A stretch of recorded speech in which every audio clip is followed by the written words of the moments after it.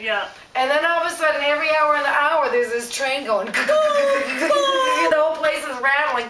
Right. Me and Mom, this is where the train jokes come It's from. like the night before last. Me and Mom, no, but this is where, notice all the train jokes when we woke up in the morning. So Yeah. we get up the next morning and me and Ma go, Jesus Christ, I hardly slept a wink. Did you hear those friggin' trains all night long? And Linda goes, what trains?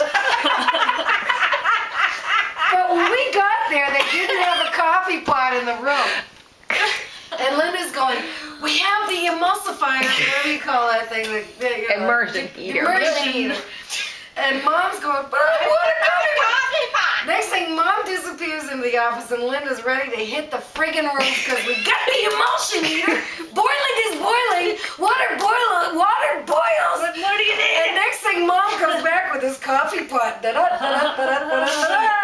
coffee pot. So trains and coffee pots, ever since that night, have been a big issue. Oh my God. that was funny. But that was why Mom You said. said that. But that's why